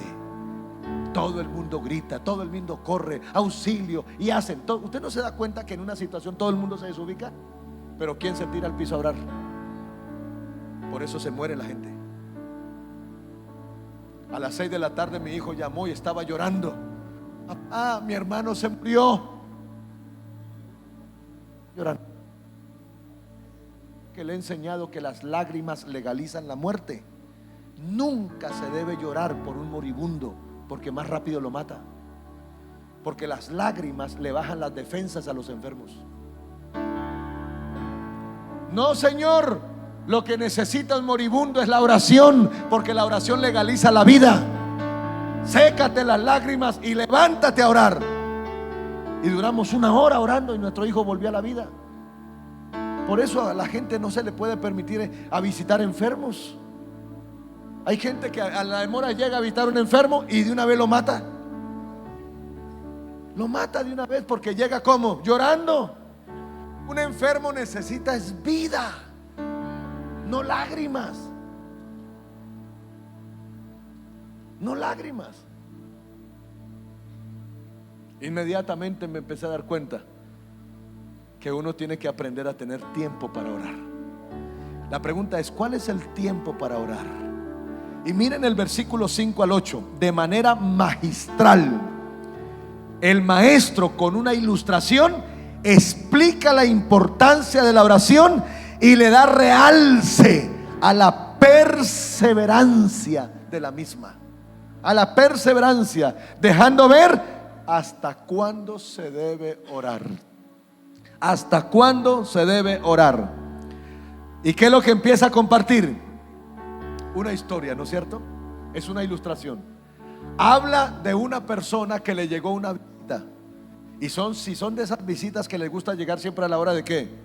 De la comida, ¿no? Entonces dice que le llega la visita y la visita llegó sin comer. Así de que ahora este amigo tiene un problema.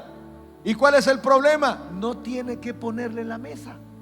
Así de que rápidamente corre al lugar donde hay algo de comer y va, y ¿qué hace? Golpea. ¿Por qué tiene que golpear? Porque no es la hora. Ya están acostados. Por favor, ayúdame. Llegó un amigo, no han comido. Necesito ponerle algo. ¿Y qué le dicen desde adentro? Deje de molestar. Mire la hora que es. Ya estamos acostados. Yo no puedo hacer nada por ti. Y mire lo que dice Jesús: esa persona que se negó a atenderlo terminará parándose a atenderlo, no tanto porque lo quiere ayudar, sino ¿por qué? Porque no le friegue la vida, para que deje cansar. Porque ¿qué es lo que hace el otro? Como no le abre, ¿qué sigue haciendo? O sea, él le está diciendo: mire, mejor párate y atiéndeme, o aquí amanezco contigo. Y el otro desde adentro dice: no, yo definitivamente me lo tengo que quitar de encima. ¿Y qué es lo que dice el Señor? ¿Qué es lo que dice el Señor? Lo que dice el Señor es: óigame, ¿no será que si esa persona que está viendo la insistencia del otro se pare, no porque lo quiera atender, sino por quitárselo de encima? ¿Eso qué quiere decir? Lo que quiere decir es que el que insiste lo logra. ¿Y qué empieza a decir allí? El que busca encuentra, el que llama se le abrirá, el que pide se da. Entonces la pregunta es: ¿hasta cuándo se debe orar? Hasta que Dios responda.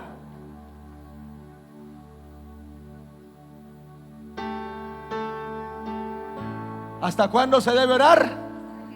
Hasta que Dios responda. Por eso es tan importante conocer a su Dios. Dígame una cosa: ¿cuándo nació el ayuno de 21 días de Daniel? ¿Cuándo nació? Cuando oró a su Dios y no llegó respuesta. Daniel se quedó pensando: pero siempre que yo oro, Dios me responde. ¿Por qué no respondió? Algo pasó, algo sucedió. ¿Y qué dijo Daniel? Si no ha llegado la respuesta, algo está pasando, así de que de aquí no me muevo. Y cuando no llega una respuesta, entonces la oración, si es insuficiente, hay que darle ayuno. Y empezó a ayunar el primer día, y el segundo día, el tercer día, y el quinto día, y el 10º día, y el 15º día, y el 20. ¿Cuándo llegó la respuesta? A los 21 días. Ahí paró el ayuno. Y cuando llegó, ¿quién fue el que llegó?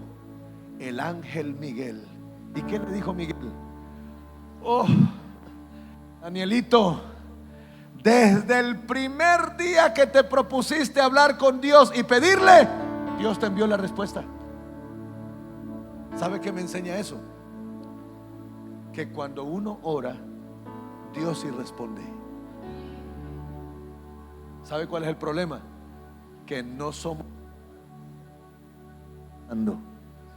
Entonces, ¿cuál es la excusa de la flojera nuestra? Eso es que Dios me quería guardar de algo. Esa no era la voluntad de Dios. Deje de ser floja. El problema es que no sabemos qué orar. Cuando no hay una respuesta, ¿qué hay que hacer? Quedarnos ahí. Y mire lo que dijo Daniel. Mire lo que dijo el ángel. Daniel, y gracias a ti pude vencer, porque cuando venía con la respuesta se me atravesó en el camino. ¿Quién se le atravesó? Las tinieblas. Dice: el príncipe de Persia se me atravesó, pero gracias a tu oración logré vencer. ¿Se imagina usted que las victorias de los ángeles dependen de qué? De las oraciones de los humanos. Le voy a decir esto: si usted ha hecho oraciones pero no han llegado las respuestas, de seguro en el cielo no están. En algún lugar se quedaron. Dígale a que está a su lado: deje la flojera y póngase a orar. Póngase a orar. Porque de seguro no están en el cielo, en algún lugar quedaron. ¿Por qué? Porque ¿cuál es nuestro problema? Nosotros queremos traer milagros a la casa con oraciones de 5 minutos, con oraciones de un cuarto de hora. Mi amada, una oración de un cuarto de hora le sirve solamente para darle gracias a Dios. Pero si usted quiere ver conversiones en su casa, si usted quiere ver milagros, va a tener que entender que la oración tiene que cambiar. Uno no puede parar. Uno no puede parar. Nosotros tuvimos una crisis con mi esposa hace muchos años, y para poder solucionar esa crisis estuve 90 días en ayuno y oración, y Dios trajo el milagro. Yo no aprendí a resolver asuntos en la tierra con oraciones de 5 minutos, con ayunos de momentos. No, eran fuertes, y así han sido siempre. Hoy que trabajo con médicos, que trabajo en procesos, el segundo proceso después de mi hijo fue inclusive fue hasta chistoso, porque cuando vino esta señora, la hija es una hija jovencita, motocicleta con una compañera, en esa locura de manejar, terminaron debajo de un carro. Se partieron los brazos, las piernas. Para sacarlas de debajo del carro con motocicleta y todo, tocó levantar el carro a pulso. Las llevaron al hospital. El médico le curó la pierna, le curó el brazo, pero se dio cuenta que no dolía nada. Así que le tomaron rápidamente un examen, una radiografía, y descubrieron que la muchacha estaba partida en dos. Se había partido la columna totalmente. Así que quedó cuadraplégica de por vida. La mujer salió llorando y le dijo al médico, ya no hay nada que hacer por su hija cuadraplégica. Y cuando se puso a llorar, le dijo: mire, mujer, no llore, los médicos no pueden hacer nada por usted, pero hay un pastor que sí sabe lo que tiene que hacer. Y le dio mi número: llame a ese pastor, que ese pastor es experto en estos casos. Y entonces me llamó, me dijo: mire, pastor, me dicen que usted me puede ayudar con mi caso. Y me cuenta el ese, le dije: ¿usted me puede ayudar? Claro que la puedo ayudar, con dos condiciones. ¿Cuál? Una, deje de llorar. Que su hija no necesita lágrimas en este momento. Necesita es que usted sea fuerte, que sea firme. Y número dos, necesito enseñarle a orar y necesito enseñarle a recibir diagnósticos médicos, porque las personas no saben recibir diagnósticos médicos. Médicamente, científicamente se descubrió que los diagnósticos médicos tienen un impacto negativo sobre la persona en un 98%. Quiere decir que si la persona recibe una mala noticia de una enfermedad y no sentía la enfermedad, ahora sí se enfermó. Lo primero que yo enseño es recibir diagnósticos médicos. Le dije: véngase para acá. Era inconversa, ahora es cristiana, pero ahí era inconversa. La arrodillé: póngase a orar. Aquí le voy a enseñar cómo se ora por un milagro, cómo se recibe un diagnóstico, y vamos a trabajar. Tráigame la radiografía. Váyase para Bogotá con ella. Cogí a mi equipo, yo tengo un equipo intercesor de milagros, y le dije: nos reunimos, pasamos toda la noche orando, colocamos ahí la radiografía y empezamos a orar, a orar. Llegaron a Bogotá. Cuando llegan a Bogotá, el médico le dice: mira, antes de entrar a cirugía vamos a sacarle otro examen. Le dice: pero mire, doctor, ahí está clarito. Ella: no importa, saquémosle otro. Y cuando va y le sacan el otro, viene el primer milagro. La niña aparece unida de un hilo. En la primera no aparece nada, y en la segunda aparece un hilo. Y el hilo le dio al médico la esperanza de que algo podría suceder. Así que cuando dice: vamos a cirugía, la mujer le dice: no me tocan mi hija hasta que el pastor venga y les unja las manos. Tocó viajar a Bogotá. Una mujer inconversa ya aprendió. En un momentico aprendió. Tocó viajar a orar por los médicos. Nos conectamos, empezamos a interceder 8 horas. La cirugía fue un éxito. Al terminar, el médico le dice: fue un éxito, mujer, pero entiéndeme esto, ahora hay que esperar 10 años. Con terapias y todo, a los 10 años podemos tener movimiento en los dedos del pie. Quiere decir que de 10 a 15 o 20 años hay posibilidad de que su hija pueda empezar a levantarse. Cuando me llamó, me contó la historia. ¿Y ya va a llorar? No, séquese las lágrimas. A usted le permito llorar el día del milagro, antes no. Con las lágrimas. Y le dije: vamos a empezar a orar. Levanté la red de oración. 2 años después, ya está caminando. El milagro fue tan poderoso que el médico tuvo que sacarle un aparato que se lo tenía que quitar a los 10 años. El médico dijo: yo no sé cómo orarán ustedes y qué es lo que hacen, pero el aparato le está impidiendo para el siendo. Y se lo quitaron y ya está caminando. 2 años. ¿Por qué? Porque uno no debe dejar de orar hasta que Dios responda. Hasta que Dios responda. Hasta que Dios responda. Ahorita estábamos en el huracán de Miami y me acuerdo tanto que la gente se enloqueció. Hubo accidentes y de todo. Y la gente que iba conmigo le: cálmense. ¿Cómo así que no calme? Mire, el huracán viene a destruir todo. Bueno, Pablo dice que no nos preocupemos, que oremos. Y Dios empezó a decirme: da la orden, da la orden. Y le dije: mire lo que Dios le está diciendo, que en vez de enloquecernos, soltemos la oración. Un grupo salió a orar a la orilla del mar en Miami y el milagro se vio. Porque el pronóstico era que Miami quedaba destruido totalmente. Pero no fue así. Y fue muy valiente pararse frente a ese huracán que venía y darle la orden: aléjate. Y se alejó. ¿Hubo estragos? Los hubo, pero nunca como se esperaba. El problema nuestro es que viene una crisis y nos desordenamos, nos desubicamos, emocionalmente nos afectamos. ¿Por qué la gente se afecta emocionalmente? Porque no sabe orar, porque no tiene una vida de oración. Se lo voy a decir de otra manera. Usted está en un sofá y ¿cómo ora? Con una comodidad que terminas dormido. Pero es diferente la oración que usted hace en un sofá a la oración que usted hace allá arriba cuando el capitán dice: abróchense el cinturón que se apagaron los motores. 3 veces me ha pasado. 3 veces se han apagado los motores. Y cuando ese capitán dice: abrocha el cinturón, yo empiezo a oír a la gente. Yo no escucho a la gente orar, las escucho decir vulgaridades del susto. ¿Sabe por qué?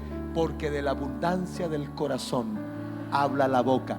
No es cierto que el que no lleva una vida de oración va a terminar orando en tiempo de crisis. No es verdad. Si usted quiere ser alguien que se mantenga firme espiritualmente en una crisis, es porque tiene que construirlo. Yo llegué aquí a Villavicencio a la medianoche a ver a mi hijo, y todos los familiares nuestros estaban desubicados.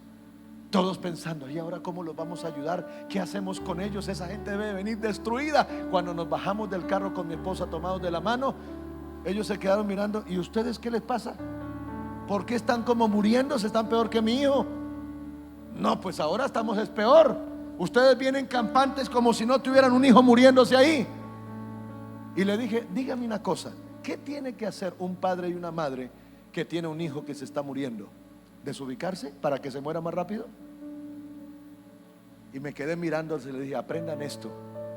A uno le deben doler las cosas que le pasan, pero no debe dejar que se afecten, porque pierde el poder sobre ellas.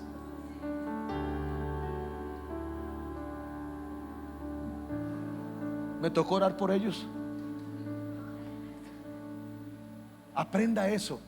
A usted le debe doler algo, pero no lo debe afectar, porque si se afecta, ya no tiene poder para resolverlas. Ya no tiene poder para resolverlas. Así que ¿hasta cuándo debo orar? ¿Hasta cuándo debo orar? Hasta que Él responda. Y tenga esta fe: Él siempre responderá como Él sabe responder. Amén. Ayer me preguntaron: óyeme, ¿qué oración? Esta semana se murió un adorador de una de nuestras iglesias, y el pastor me llamó y me dijo: ¿por qué no oras por nuestro músico? Claro, es un jovencito muy especial, una canción muy linda que me fascina. ¿Por qué no oras por él? Y ayer me preguntaron: ¿usted qué le dijo al adorador? Ah, claro, le voy a decir. Cuando yo hablé con Danielito, le dije: Danielito, si hay algo que me fascina de ti, es que eres un adorador. Tú tienes un problema en tu médula, se han hecho procesos y no han funcionado. No te preocupes por la respuesta que Dios va a traer, bien sea que te levante de la cama o que te lleve al cielo. De todas maneras te está sanando, te está liberando. Y Danielito, quiero decirte algo: en el cielo se necesitan adoradores como tú. Así que descansa en paz, ten tranquilidad y deja que Dios obre. Así que voy a orar por ti para que tengas paz, para que estés en calma con el Señor, y deja que Dios.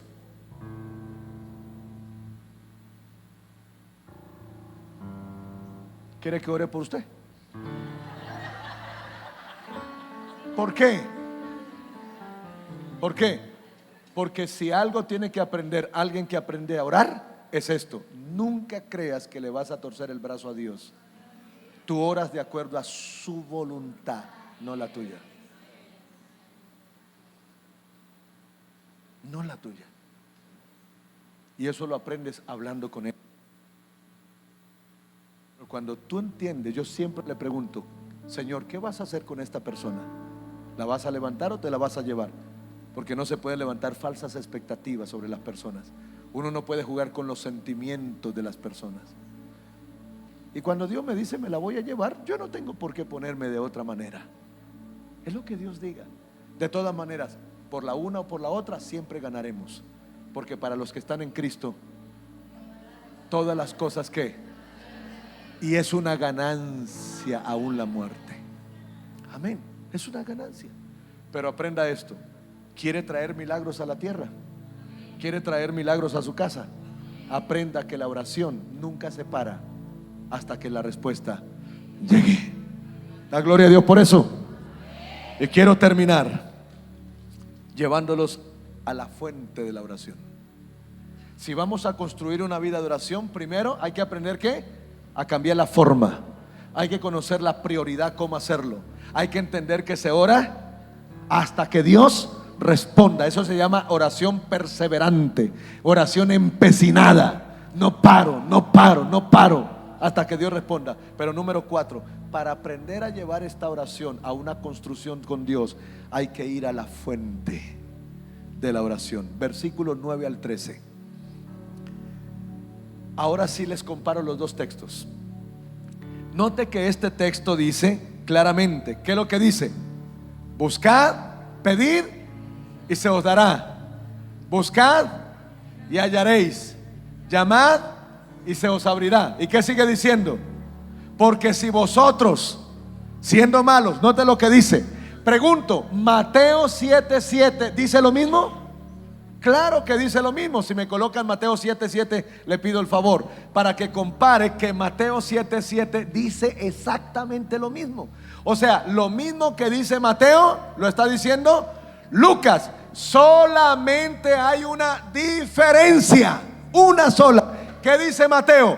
Que si vosotros, siendo malos, sabéis dar buenas dádivas, cuánto más vuestro Padre os dará buenas cosas a vosotros. ¿Qué dice Lucas? Que si vosotros, siendo malos, sabéis dar buenas cosas a sus hijos, cuánto más dará el Padre, el Espíritu Santo, al que se lo pida. ¿Cuál es la diferencia? Que aquí Lucas se concentra en ¿quién? En el Espíritu Santo. ¿Por qué? ¿Por qué?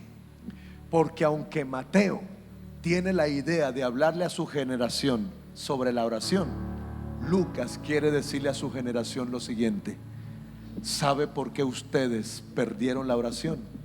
Se han vuelto tan débiles espiritualmente y ya no predican a Cristo, porque ustedes perdieron al Espíritu Santo.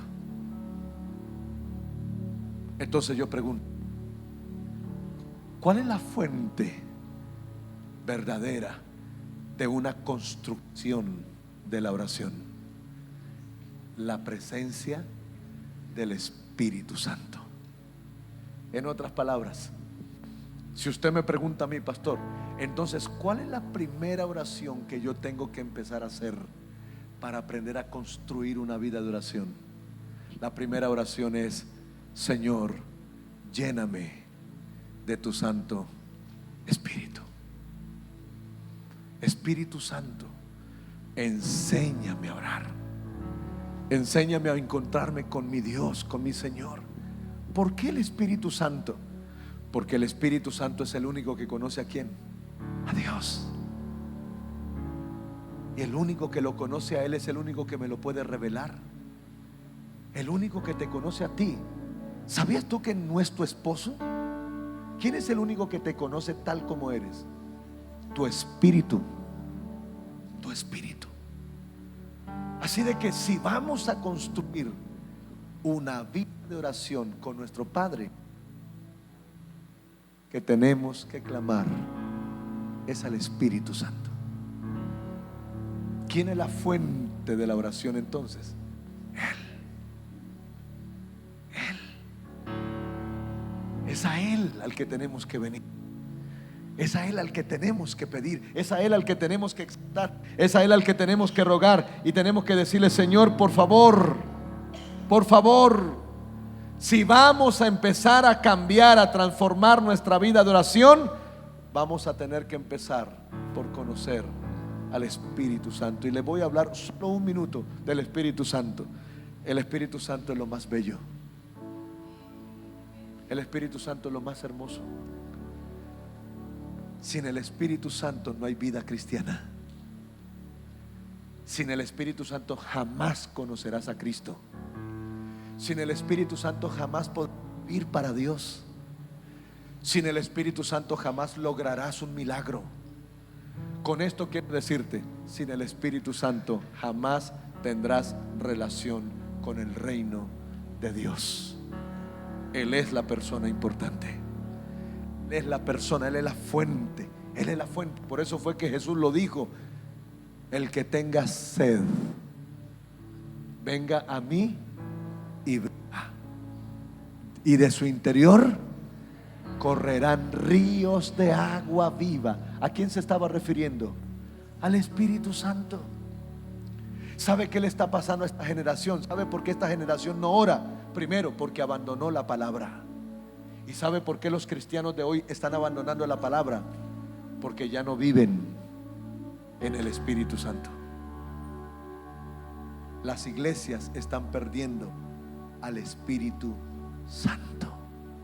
Y cuando se pierde al Espíritu Santo, es como un adolescente que no tiene a su papá ahí.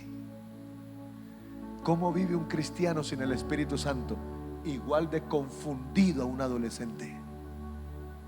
Porque el Espíritu Santo es mi guía, mi dirección, mi fuente, mi comunión.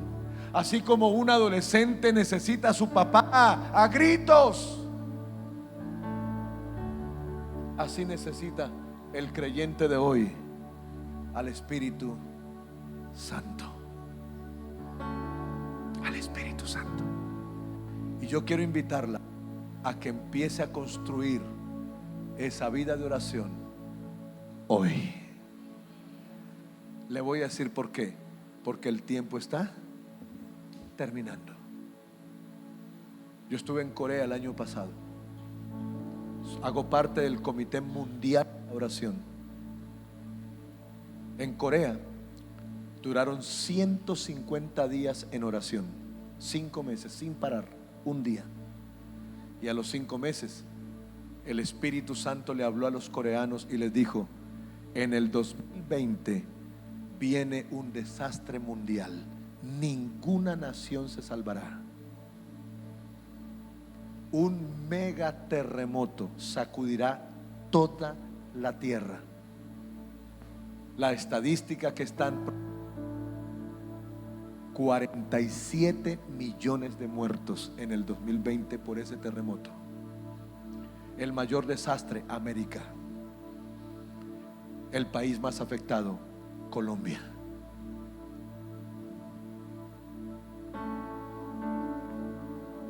Y Dios les dice a ellos: traigan a una persona de cada país a Corea. Tráiganlo ya. Ellos salieron de la oración y empezaron a llamar: busquemos. Y empezaron a orar: Señor, conéctanos con la persona que más ora en cada país para poderla traer. Solo podemos traer uno. Ellos se reunieron y el comité dijo: mire, si nosotros nos ponemos a invitar a las personas, cuando piensen el precio que hay que pagar para ir hasta Corea, no van a venir. Asegurémonos. Y un equipo se unió y le pagó los pasajes, la comida, hotel de cada persona de cada nación. Yo estaba aquí en Colombia y de repente me llaman desde Argentina. Y el jefe me dice: mira, me acaban de llamar, necesitan a un hombre de oración urgente en Corea. Creo que tú eres la persona. ¿Qué tengo que hacer? Decidir. Vas a Corea, te pagan todo, pero tienes que irte. ¿Cuánto tiempo tengo para decir? 8 horas. Fui el único representante del país. Llegamos todos al lugar. De cada nación mandaron uno. Y ahí llegamos. Y por todos esos días, 10 días, recibimos la palabra de qué era lo que iba a pasar y lo único que nos podía salvar.